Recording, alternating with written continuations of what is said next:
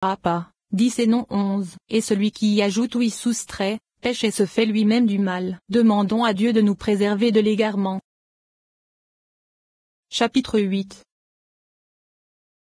Après nous être mis d'accord au sujet du nombre des séphirotes, il est bon que nous recherchions si elles ont des besoins ou non. Et à ce propos, il est dit qu'elles ont besoin de nombreuses de causes. La première, c'est que nous croyons en Dieu. Et même à propos de Dieu en particulier, nous avons besoin de dire qu'il supervise les séphirotes, car il y est un et simple, la cause de toutes les causes et la raison de toutes les raisons, dénué de tout changement et de tout attribut, c'est-à-dire qu'il est sage, juste et écoute. Et ce sont les autres choses qui sont séparées de lui que l'on étudie. Ainsi, les barrières du corps et la corporalité comme par exemple l'Éternel descendit, et la gloire de l'Éternel apparaissait comme un feu dévorant et sautera, je vis l'Éternel assis sur un trône et sautera, et la gloire de l'Éternel remplissait le tabernacle, ils virent le Dieu d'Israël, et sous ses pieds et sautera, et il est dit dans Daniel et l'Ancien des jours prit place, son vêtement avait la blancheur de la neige, écrite des doigts d'Élohim, les oreilles de l'Éternel, la main de l'Éternel, les yeux de l'Éternel, et ainsi de suite.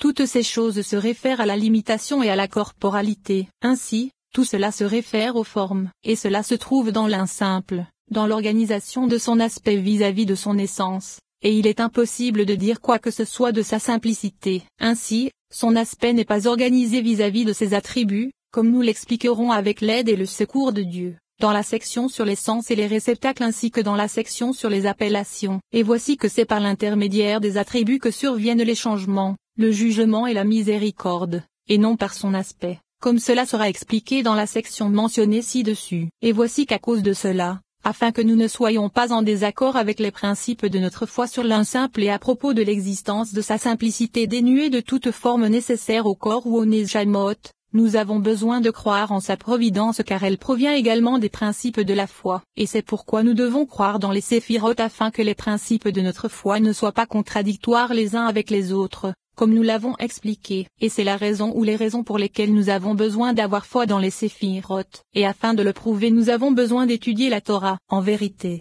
c'est selon la spéculation, sans l'assistance et le support de la Torah, que les commentateurs en ont également apporté de nombreuses preuves. Mais puisque dans ce recueil notre intention n'est pas de suivre la voie de la spéculation, nous ne les avons pas mentionnés du tout. Il a également été expliqué que ces attributs sont 10, et leur secret ainsi que leur sujet dans le verset les 3 premières a été expliqué à partir des paroles que Job adressa à ses amis en disant, « Et la sagesse, où la trouveras-tu? Et quel est l'emplacement de l'intelligence ?» Dans ce verset nous est présenté l'ordre des 3 premières qui sont appelées Zéhin, Okma et Bina. Premièrement, il est dit Okma.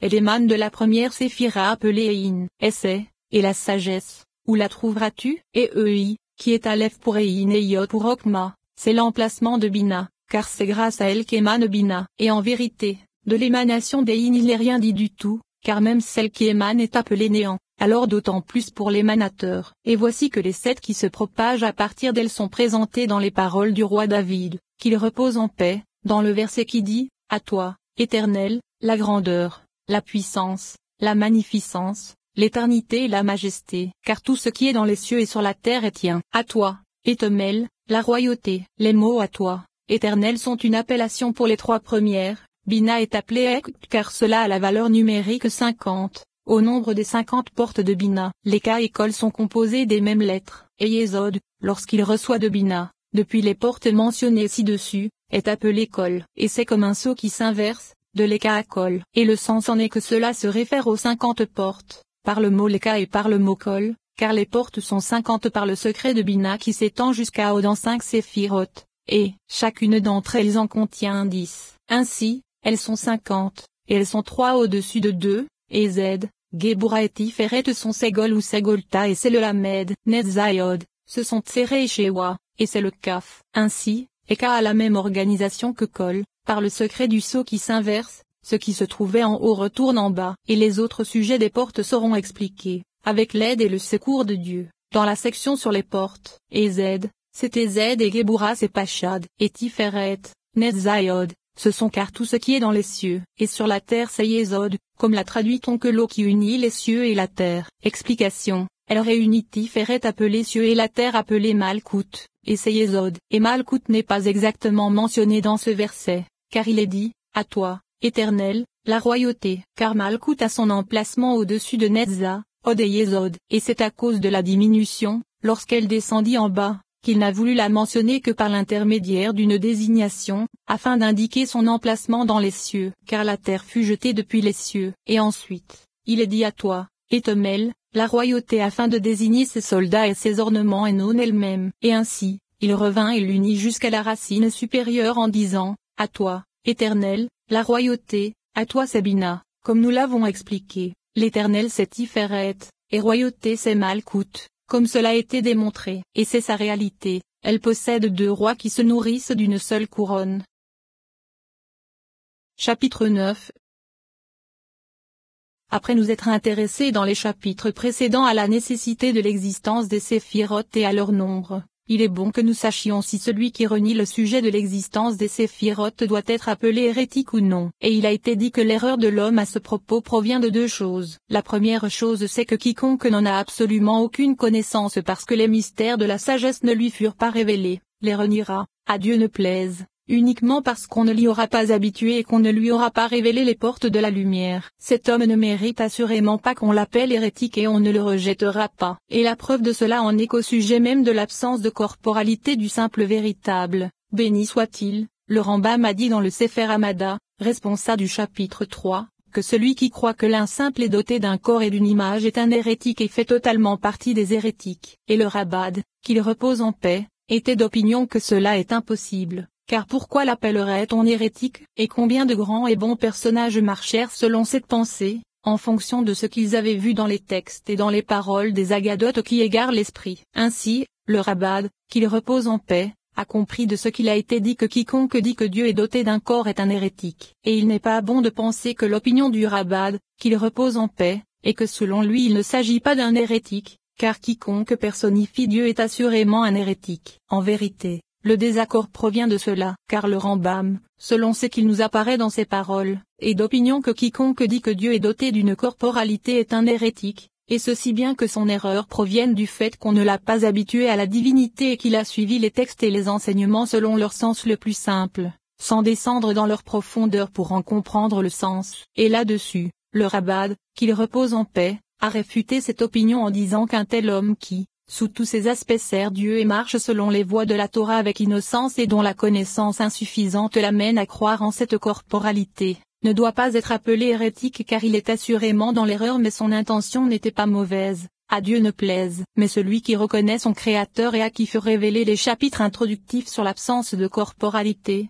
mais ne croit pas vraiment et s'oppose en disant que Dieu a un tel corps, celui-ci doit assurément être appelé hérétique, même selon l'opinion du Rabbad, qu'il repose en paix. Et ainsi, il est dit au sujet des séphirotes qu'il n'est assurément pas bon d'appeler hérétique, à Dieu ne plaise, celui qui ne les connaît pas et croit en l'un simple, sans connaissance des séphirotes, car il ne coupe pas dans les plantations, à Dieu ne plaise. Car lorsque l'homme sait comprendre, il est bon qu'on lui enseigne en même temps que les mismes le sujet de la foi des séphirotes et leur connaissance, ce qui n'avait pas été le cas. Mais au contraire, il a été dit qu'il est bon de cacher ces choses et de ne les transmettre qu'aux humbles, ce qui n'est pas le cas du sujet de l'existence de Dieu et de l'unicité, ainsi que des sujets de la Torah venue des cieux, de la prophétie de Moïse et de la majorité des principes de la foi. Car dès qu'un jeune homme saura lire, son père et sa mère l'éduqueront à ces sujets et lui révéleront le sens simple des choses, comme nos maîtres de mémoire bénis l'ont dit dans le traité Sukha, celui qui sait lire. Son père lui enseignera la Torah et la lecture du Shema. Et il est demandé dans la Gemam, qu'est-ce que la Torah? Et il fut répondu la Torah,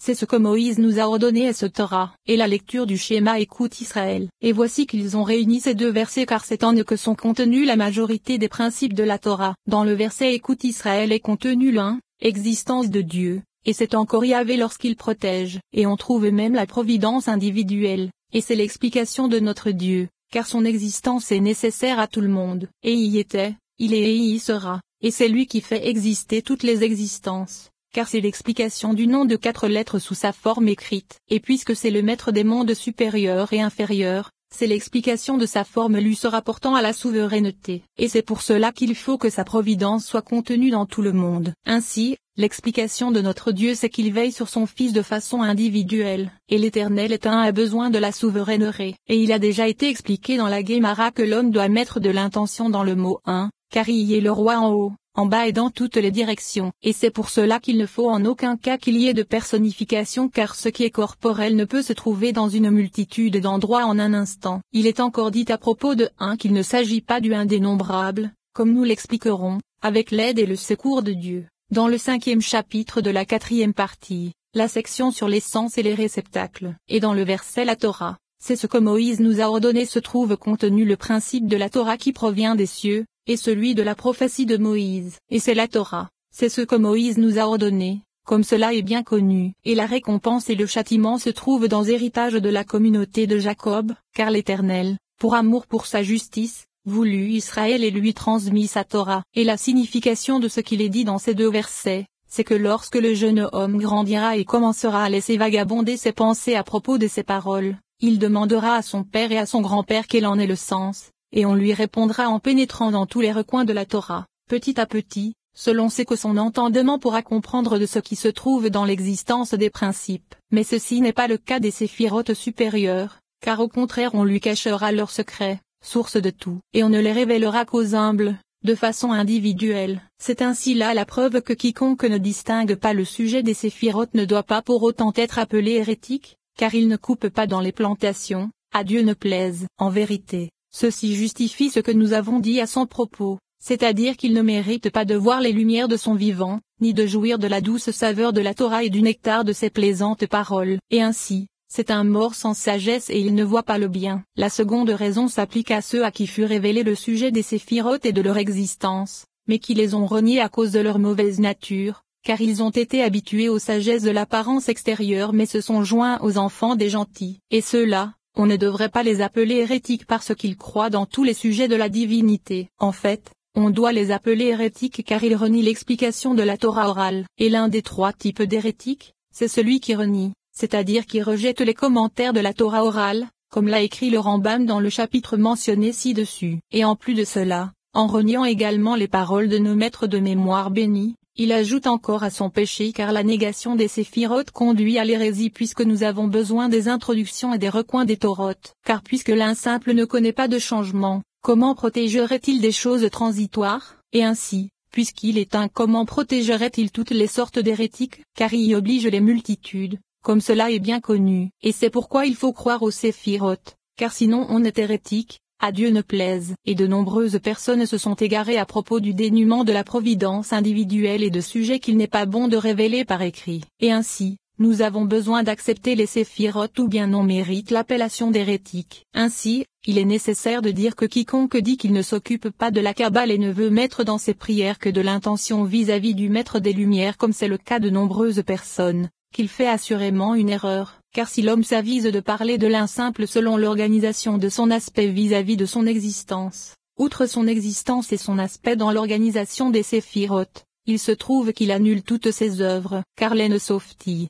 dans l'organisation de l'aspect de son essence, est simple, et il n'est pas doté de changement qui transforme le jugement en miséricorde et qui soit imprimé d'une volonté. Et c'est par l'intermédiaire de la prière qu'il y a changement de volonté en volonté, par l'organisation de son aspect vis-à-vis de ces séphirotes qui sont ses providences, et c'est par leur intermédiaire qu'il y a changement du jugement en miséricorde, et que l'étudiant ne s'empresse pas de pénétrer à l'intérieur de nos paroles au-delà de la limite afin de comprendre le sujet des changements et de la providence, car il en tirerait plus de dommages que de bénéfices. En vérité, nous expliquerons longuement ce sujet, avec l'aide et le secours de Dieu, dans la section sur les sens et les réceptacles. Ceci constitue ce que l'homme doit croire à propos des séphirotes, afin qu'il soit en accord avec les principes de la foi et ses recoins, car il n'est possible de comprendre les recoins de la Torah qu'avec elle, c'est-à-dire grâce à elle, car c'est grâce à elle que l'émanateur accomplira les changements sans qu'il ne souffre d'aucun changement, à Dieu ne plaise, comme cela sera expliqué longuement dans cette éminente section. Demandons l'indulgence à Dieu.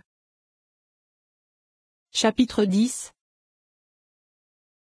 Après nous être penchés sur le sujet des séphirotes et sur la nécessité de leur existence, ainsi que sur ce qui s'est transmis parmi les sages, nous devons connaître leur essence et leur nom. La règle qui est unanime acceptée parmi les commentateurs, et en particulier dans les paroles du Rashbi, qu'il repose en paix, est la suivante. La première c'est Keter, la seconde Okma, la troisième Bina, la quatrième Ezed ou Ezed, la cinquième Pachad ou Gebura, la sixième Tiferet, la septième Netza, la huitième Od, La 9e Yésod et la 10e Malkout. Et ces séphirotes correspondent aux 10 noms qu'il est interdit d'effacer, les noms et les séphirotes